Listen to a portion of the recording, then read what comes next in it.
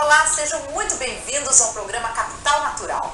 Se já é difícil proporcionar educação para todas as crianças e adolescentes do Brasil, que dirá para aqueles que têm necessidades especiais? Um grupo de pessoas que corresponde a 23,9% da população brasileira. Quais os principais desafios para a inclusão dessas pessoas no já desafiador sistema educacional brasileiro? O fato de se tratar de um grande desafio não pode, é claro, desencorajar e muito menos isentar o poder público, as empresas e a sociedade civil como um todo de enfrentá-lo. No programa dessa semana nós vamos debater, portanto, a chamada educação inclusiva, conhecer casos inspiradores, falar desses grandes desafios num país como o nosso, carente de tanta coisa, inclusive de boa educação para a maioria da população. Para isso, estamos recebendo em nossos estúdios o Rodrigo Hübner Mendes, fundador do Instituto Rodrigo Mendes, instituição reconhecida internacionalmente por trabalhar para a inclusão por meio da educação e da arte. E Maria Tereza Egler Mantuan, doutora e docente em psicologia educacional na Unicamp. Eu queria começar, Maria Tereza, com você, para entender basicamente assim, qual é o público-alvo? Quando falamos de uma pessoa com deficiência ou com necessidade de uma educação inclusiva, de quem estamos falando? Nós estamos falando de pessoas com deficiência, deficiência intelectual, deficiência visual, deficiência física, deficiência auditiva. Estamos falando de pessoas que têm transtornos do espectro autista e também de pessoas com altas habilidades, superdotação. Bom, então assim, é um espectro muito amplo de pessoas e as adaptações para isso são diversas. São, claro, não só adaptações físicas, como também adaptações ligadas à informação, ao conhecimento. Maria Tereza, bom, como pedagoga, como é que você seguiu para esse lado e hoje tem tanto conhecimento nessa área? Como é que é a sua história? Meu histórico, eu comecei estudando de fato a inteligência. E por me interessar por esse assunto, eu comecei a estudar deficiência intelectual. E a partir daí eu comecei a trabalhar com pessoas com deficiência intelectual, sempre preocupada com essa questão do desenvolvimento cognitivo das pessoas. E eu fiz uma pesquisa há muito tempo, em 1987, e o que eu descobri é que esses meninos, conforme a solicitação do meio escolar, eles podiam ter muito sucesso na aprendizagem, né? E a partir daí, com os bons resultados dessa pesquisa que nós encontramos, eu comecei a trabalhar com alguns desses meninos em escolas comuns. E aí eu comecei a ver que os resultados ainda eram muito melhores. E aí nós começamos a pesquisar esses meninos na escola comum, e daí numa rede de ensino nós fomos cada vez mais encaminhando meninos das escolas especiais para essa rede, e o que aconteceu foi que nós chegamos à conclusão, naquela época, como em muitos outros países, que é muito mais importante o ambiente desafiador para o desenvolvimento da inteligência de todo mundo, inclusive para esses meninos que tinham uma deficiência intelectual, do que esses ambientes limitadores, restritivos das escolas especiais, porque o confronto dessas crianças, né, com outras que não tinham uma deficiência intelectual ajudava muito no desenvolvimento cognitivo dessas crianças e desses jovens também, porque nós tivemos jovens. E aí então eu fiquei muito impressionada com tudo isso e viajei muito para conhecer a realidade de outros países e comecei a lutar pela inclusão desde 1993 aqui. E acho que já caminhamos um bocado. Ainda bem, tem muito aí, mas ainda bem. Rodrigo, eu passo a mesma pergunta para você, quer dizer, você não tinha nada a ver com esse mundo, aparentemente, né? É verdade, durante a minha adolescência nunca tive um contato tão direto com o tema da deficiência. Eu passei por um acidente no final do ensino médio, então eu passei a conviver com esse assunto. Quando eu entrei na faculdade, eu fui um dos primeiros alunos a terem uma condição diferente, o que fez com que a escola se repensasse, criasse formas que permitissem meu desenvolvimento e a minha conclusão como um estudante. Você fez a FGV, né? Eu me formei aqui em São Paulo na Escola de Administração na Fundação Getúlio Vargas. Quando você chegou lá, eles tinham alguém como você tendo essa condição? Não? Ou tiveram, e o que eles tiveram que fazer para se adaptar? Então, no meu caso, as adaptações foram relativamente simples, né? O que a gente fez foi seguir um pouco o que a FUVEST tinha feito para mim, que é permitir que no momento da prova eu tivesse o suporte de alguém para quem eu pudesse ditar, né, enfim, o meu texto, e essa pessoa então transcrevia, permitindo que eu também participasse dos momentos de prova. E aí eu comecei a me interessar ainda mais pela questão de como criar um ambiente educacional, né, que permitisse a participação de qualquer pessoa. Eu acho interessante porque quando a gente topa com uma situação que a gente desconhece e não sabe lidar com ela, muitas pessoas entram em pânico, entra aquela situação de não sei lidar, com o medo, às vezes até uma dó, né, uma vergonha de falar. Pergunte, o que você precisa para fazer isso aqui?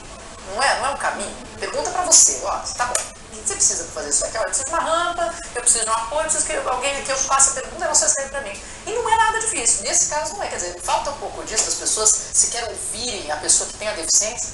Até porque, Marina, cada pessoa tem a sua história, o seu percurso, a sua forma de se relacionar com o conhecimento, né? Quando a gente pensa na educação, uma das armadilhas é a gente considerar propostas pedagógicas para cada tipo de deficiência, né?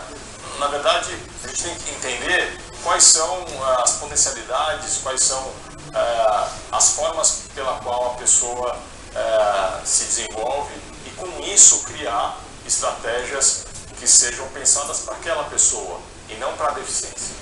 Entende? Para aquela pessoa especificamente. Isso. Então, uma pessoa que tem uma deficiência visual, ela pode ter dificuldade em matemática, outra tem dificuldade em português, tendo deficiência visual, e uma não tem nada a ver com a outra. A dificuldade, assim, tem que tratar a necessidade específica como é cada aluno, não é? Uma pessoa cega pode preferir, por exemplo, se utilizar do braille ainda, como a gente pode ter casos em que a pessoa está ambientada com a questão digital e se utiliza de leitores, né, de tela, que são softwares que leem aquilo que está na tela do computador, né? Então, a gente não consegue, a gente não deve, inclusive, a priori, já definir qual que é o caminho da pessoa a partir da deficiência, mas sim conversar, como você falou, entender qual é o processo daquela pessoa e aí sim planejar estratégias que atendam às necessidades dessa pessoa. Eu vou entrar nessa questão da tecnologia depois, porque tem muita coisa legal, mas a Maria Tereza... Complementando o que eu acho muito acertado o que o Rodrigo disse, porque, veja bem, a gente não existe a pessoa com deficiência mental, assim, no sentido genérico. Existe uma pessoa que tem uma deficiência mental, uma deficiência física, uma deficiência qualquer, como existe uma pessoa com uma alta habilidade, uma superdotação. Então, é justamente isso que é muito importante. A gente não se adiantar e oferecer o recurso. A gente tem que conversar com a pessoa, ou então estudar o caso daquela pessoa, ter com ela um arranjo do que é melhor para ela desempenhar uma determinada atividade, uma determinada frente a qualquer situação. E a gente acha que se a gente tiver uma série de recursos, a gente garante acessibilidade. A gente garante em termos, porque é a pessoa que tem que escolher. Nós vamos agora para o nosso primeiro intervalo e voltamos já já.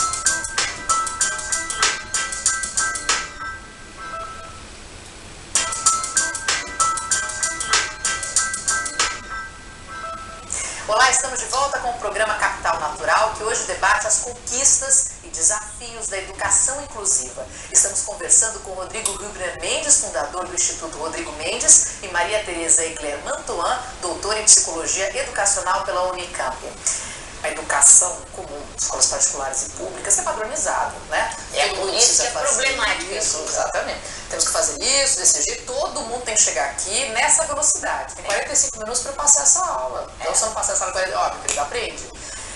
queria ver com você um pouquinho sobre o Plano Nacional de Educação, que passou no ano passado, ele tem 10 anos para essa implantação, mas começando a entender o que ele vem propondo. Olha, em geral, o Plano Nacional de Educação, ele propõe mudanças substanciais, mas em relação às práticas de ensino propriamente ditas, eu acho que ele ainda está muito distante, porque você pode ter objetivos com relação ao que nós vamos, que ponto almejamos chegar, etc. Mas a questão é a gente estudar muito mais o como chegar, não é? A inclusão é um desafio para as redes de ensino, os sistemas de ensino, porque esse como chegar, que é um como chegar que garante que cada um, dentro da sua capacidade, possa conhecer alguma coisa, é muito difícil ainda de ser digerido pelas escolas, pelos professores, justamente porque tem toda uma história na escola brasileira de se excluir aqueles alunos que não chegam do jeito que ela planeja. Não é? E, então, as práticas pedagógicas, mesmo no Plano Nacional de Educação, elas ficam meio de lado. E eu acho que um ambiente inclusivo de educação é um ambiente que é aberto a todos e que dá a todos se desenvolver, a possibilidade de se desenvolver segundo a sua capacidade. Inclusive, isso é da própria Constituição brasileira, né? Cada um tem o direito à educação, mas a educação segundo, não é, a capacidade que cada um tem de se desenvolver plenamente. E cada um tem a sua. No Plano Nacional, passa-se então a ser obrigatório que as escolas públicas, as escolas normais, digamos, aceitem os alunos que têm alguma necessidade. Sim, a meta 4, mas em termos, ela foi muito transfigurada, porque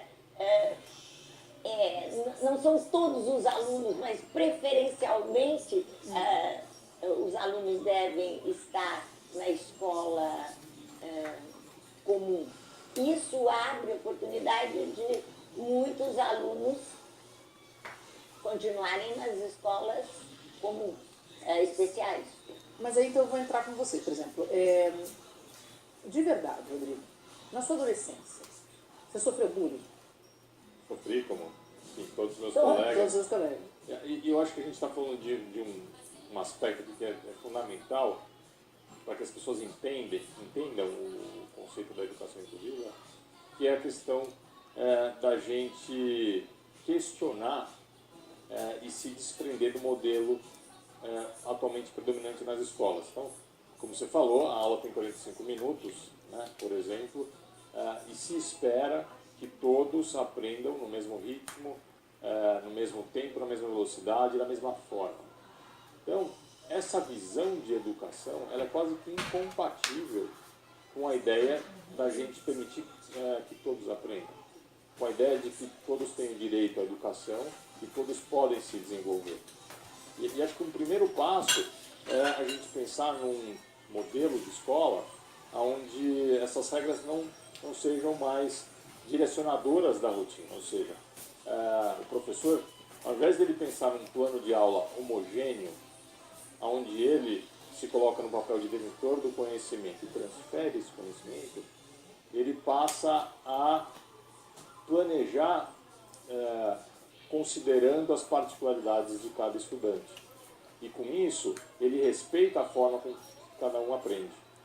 Então, é uma mudança importante, a gente não está falando de uma mudança simples, superficial. É uma mudança estrutural na educação e que, no fundo, favorece a qualquer estudante. É uma forma muito mais compatível até com o mundo contemporâneo. Não faz mais sentido hoje a gente imaginar uma escola onde a gente não explora recursos e o conhecimento que a gente hoje já detém sobre a inteligência, sobre a aprendizagem de qualquer criança.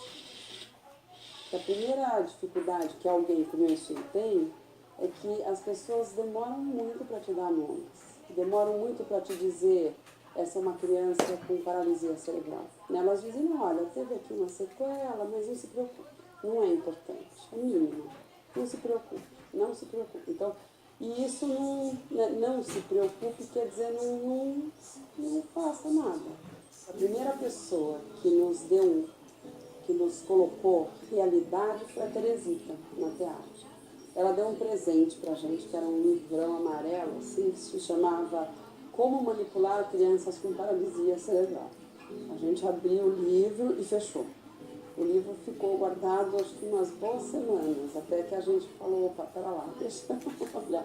Numa consulta com o neuro, falei, então a Irene tem paralisia cerebral do tipo diplégica espástica, é isso?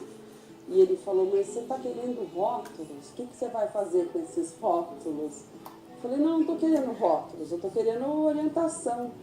Nessa época a Irene tinha físio e tinha TO, mas não tinha fono, não tinha integração sensorial, ou seja, ela não tinha uma equipe multidisciplinar. Aliás, eu só fui conhecer o que é uma equipe multidisciplinar quando ela tinha 3 anos e meio de idade. O primeiro contato com uma equipe multidisciplinar, que conseguiu olhar para a Irene e me dizer, olha, ela tem dificuldades motoras de tal tipo, né, de tipo espástico, ela tem uma paralisia cerebral do tipo espástico, mas ela também é autista, porque a Irene não é exatamente autista, ou seja, o autismo é um espectro, mas dentro do espectro autista, a Irene tem dificuldades sensoriais. Para uma criança como a Irene ter peso é bacana. Então a Irene tem um cobertor que pesa 4 quilos, o cobertor todo. Hoje ela não usa mais, mas já teve fases em que para ela dormir sem cobertor de peso era um alívio, era quase como se eu estivesse colocando a Irene num fio terra, assim. Esse conhecimento, saber nomear, né, é fundamental, enfim, a ciência do concreto mesmo. Se você não consegue identificar em cada criança, em cada paciente, em cada adulto, o que é o específico dele, você não consegue ajudar. E a ideia de uma criança com deficiência, ter mais de uma patologia, né? O nome é horroroso, chama comorbidade, isso aqui é difícil. Então, a hora que a Irene estava com dificuldades motoras para além do que as físios conseguiam prever, aí elas não tinham explicação. Então a gente foi para o Canadá, ficamos 2 semanas lá e a gente saiu de lá com uma mala de diagnósticos, né? Eram informações bem detalhadas mesmo. Olha, o que ela tem provavelmente se chama hiperlexia. A hiperlexia ela se caracteriza por uma facilidade imensa com linguagem, convicções, memória. Voltando para o Brasil, a Irene começou a fazer aula de música, que ela nunca tinha feito, ela começou a fazer aulas de línguas, a gente diminuiu a quantidade de fisioterapia e colocou outras coisas. Então, por exemplo, a música, a Irene passou a fazer aula de piano.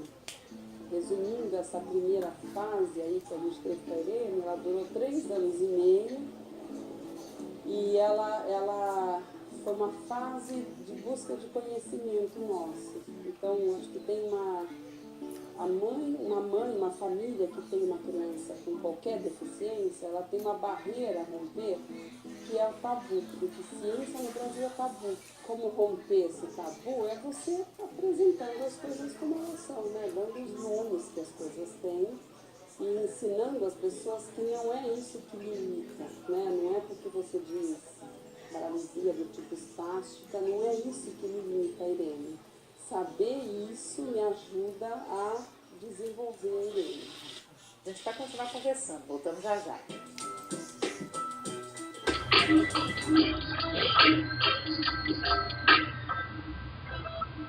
Olá, estamos de volta com o programa Capital Natural, que hoje debate as conquistas e os desafios da educação inclusiva. Estamos conversando com Rodrigo Hübner Mendes, fundador do Instituto Rodrigo Mendes, e Maria Tereza Egler Mantoan, doutora em Psicologia Educacional pela Unicamp. Como falávamos, eu gostaria de discorrer um pouquinho mais assim do caminho que a escola tem que fazer, né? Para atender de uma forma um pouco mais individual as necessidades de cada aluno, ela tem que ter um preparo um pouco mais particularizado, mas Aonde que começa isso? Aonde que a escola, vamos aqui, parei, vamos nos abrir para isso, vamos mudar um pouquinho. É primeiro atualizar os professores, trazer pessoas preparadas para dentro da escola, que isso é uma coisa que leva anos, né? Não é nesse semestre que vem estaremos preparados para isso. Realmente, leva muito. Você está perguntando para mim e para você. Para mim, realmente demora muito tempo. A formação dos professores, tanto a inicial como a continuada, ela tem que ser cada vez mais voltada para uma educação que não é diferenciada para alguns. Porque ao diferenciar para alguns, você escolhe, exclui. Mas uma educação que tenha esse objetivo de desenvolver o que é próprio de cada um, o que é próprio da capacidade de cada um de ver o mundo, de criar, certo? É aquela coisa assim, não é de diferenciar a aula, o material que está sendo dado, porque a Maria Tereza tem um problema auditivo. Ela é diferenciar porque a Fernanda está com dificuldade na compreensão, porque ela anda muito agitada na sala de aula. Não, aí é uma coisa mais personalizada. É o contrário.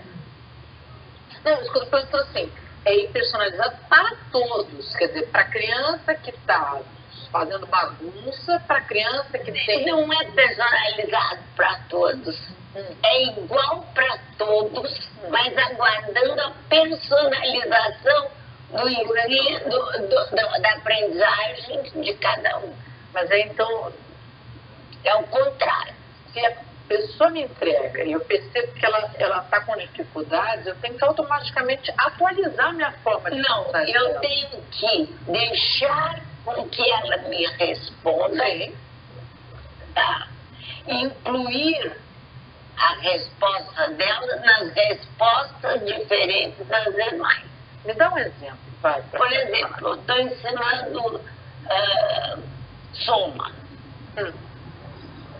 E eu tenho meninos que já fazem a operação com algoritmos, etc. Eu tenho outros que já entenderam que somar é adicionar. Tem outros que estão ainda juntando quantidades, dizendo que aqui tem mais e aqui tem menos.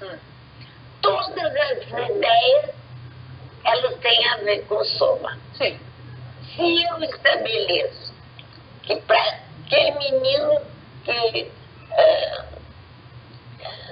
só consegue trabalhar com estimativas, um ensino diferenciado, eu estou, de alguma forma, excluindo esse menino do grupo. Mas eu não estou ajudando ele, dando mais... Mas eu vou ajudar com a participação de todos, com a colaboração de um com o outro na resolução de um problema.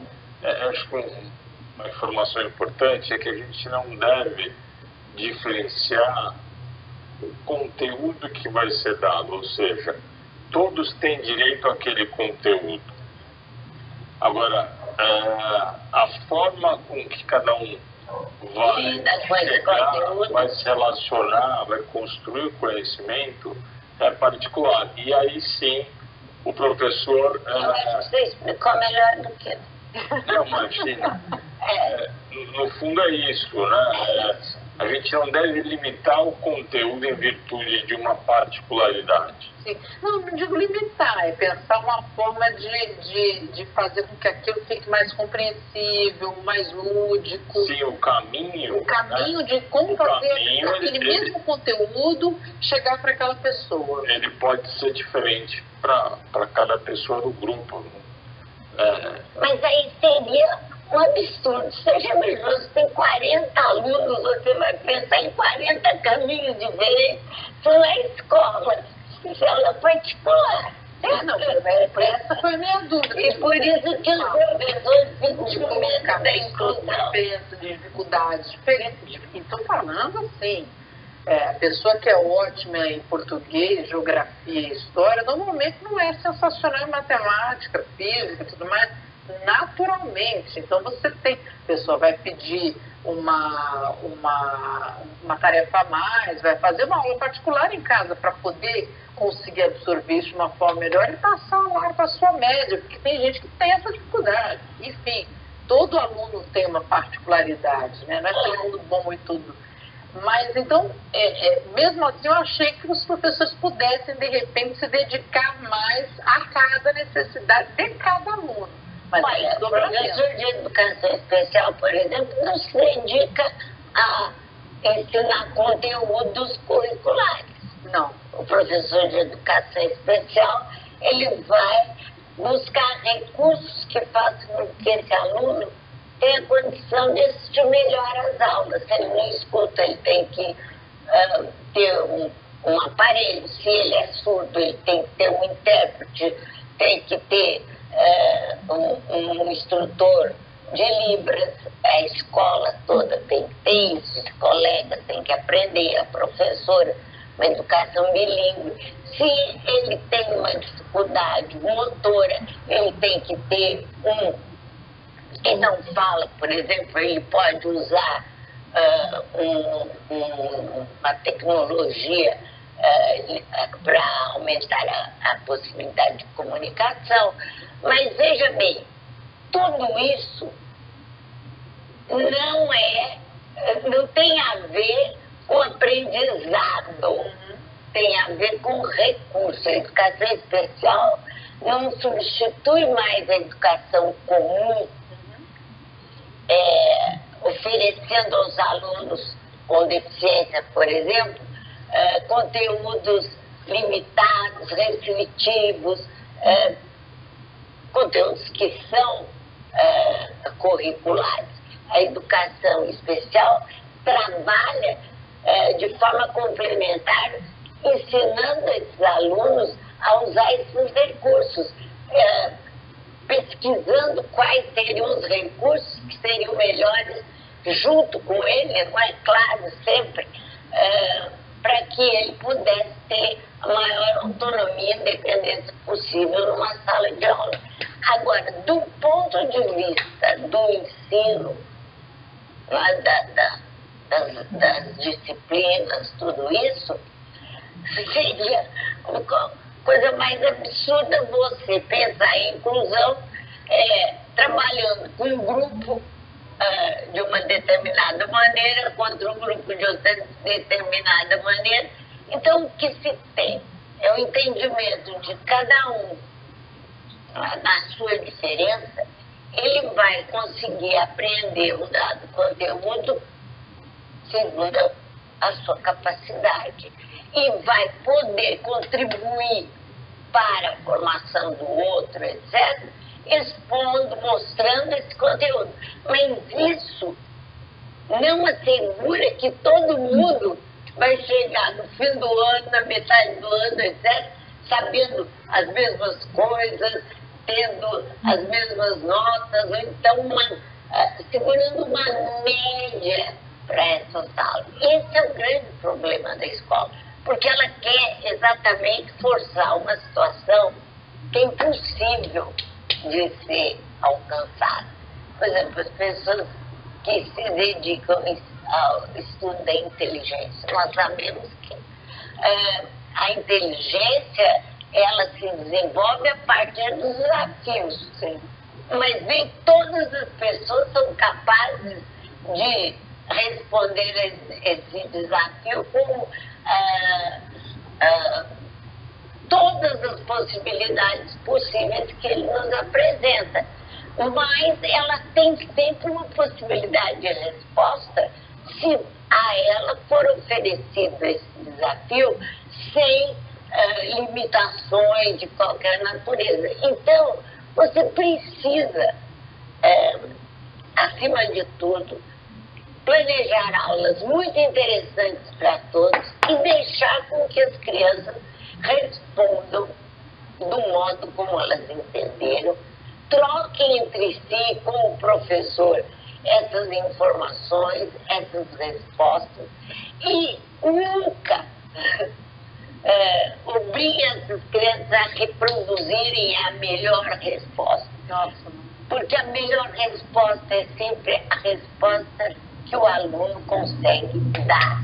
Então, qualquer aluno, com qualquer tipo de deficiência, ele sempre, ou sem deficiência, ele sempre tem uma melhor resposta.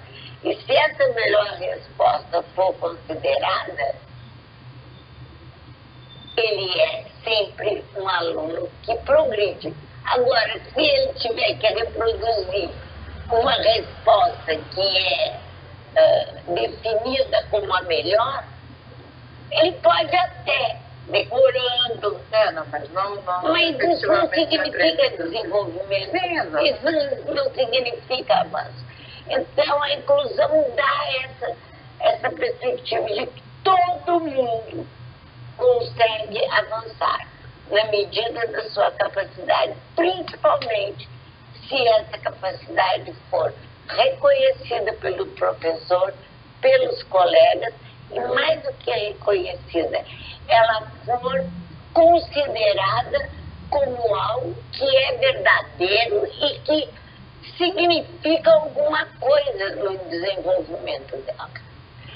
O programa Capital Natural dessa semana fica por aqui, mas na semana que vem nós vamos continuar esse debate. Então eu agradeço por hora a presença dos nossos convidados, a professora Maria Tereza Egler Mantuan, pedagoga, doutora em educação e professora dos cursos de pós-graduação em educação da Unicamp, e Rodrigo Hübner Mendes, fundador do Instituto Rodrigo Mendes, instituição reconhecida internacionalmente